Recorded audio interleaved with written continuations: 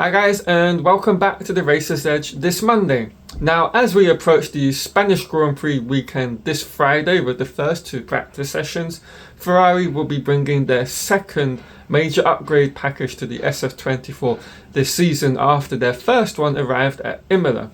Now, as we all know, Ferrari are of course bringing a brand new floor to the SF-24, but it's much more than that. In fact, they're focusing on the entire rear end of the SF-24, and a lot more parts are going to be changing than just a floor on this car. So without further ado, let's jump right in and discuss all the bodywork changes that will be accompanying this brand new floor this Friday.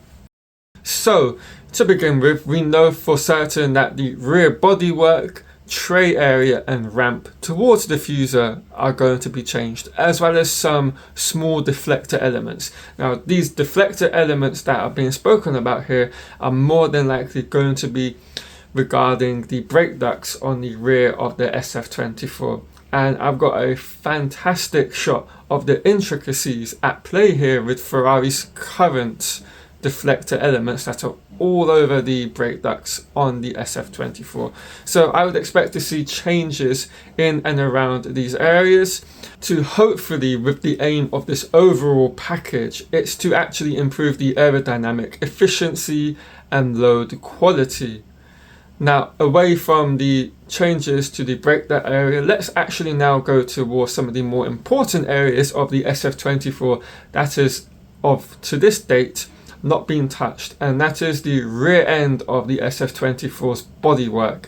Now, while the upgrade brought to Imola changed entirely how the front end of this car looked, with the introduction of the Red Bull style overbite on the side pod, nothing was changed on the back end, and this is to do, of course, with the fact they hadn't either introduced a kind of brand new floor in a sense with its concept, and of course that means you have to make changes to the rear end to make sure that the airflow from the new direction that you're trying to establish with a floor is changed. Now, of course, with a brand new floor and of course all the underside of that floor being changed, which we won't see, there's a lot more other areas of the rear end that needs to change to make sure that they accommodate the new airflow structures, and of course make sure they're directing the airflow into the channels in which they wish it to be directed. So what I'm expecting to see is changes to the Coke bottle and engine cover region. I think we could see a few areas of adjustments that have gone on with this particular part of the SF-24, and as we see, they from this year adopted last year's kind of engine cover that Red Bull had, with the kind of really widened openings on the engine cover that they had incorporated, and I think that might be an area of change. And I wouldn't be at all surprised about a change in the diffuser as well. Whether it's a totally brand new created diffuser alongside the floor, that is of course something I can't say with any guarantee.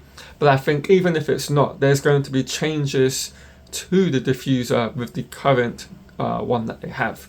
Because of course that's something that can always be kind of honed in on and optimized around every package that you currently have on the car. So I'd expect to see those sorts of changes as well.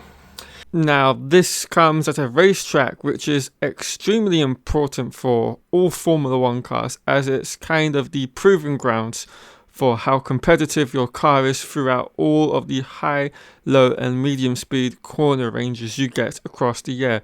And this track was the pinnacle for that up until a few years ago, before we moved testing away from that track, which I disagreed with in its entirety. And while the track may have changed its layout a little bit over the last couple of years, with them now getting rid of the very slow Sector 3, it is still the place to get a read on where your car is in its competitive order against opposition.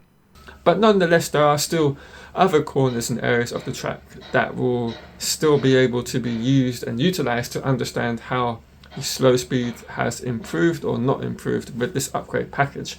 Because that's another area I believe that this car is trying to improve upon. It's the slow speed cornering that it currently has, and Ferrari want that to be improved upon to stay up to scratch with the likes of Red Bull and McLaren in that particular area. And of course, with the way every of the major big teams are bringing upgrades, huge upgrades to this race, in particular with the likes of Red Bull being known to bring one, Mercedes are bringing one, McLaren are bringing one, Aston Martin more than likely are, and RB.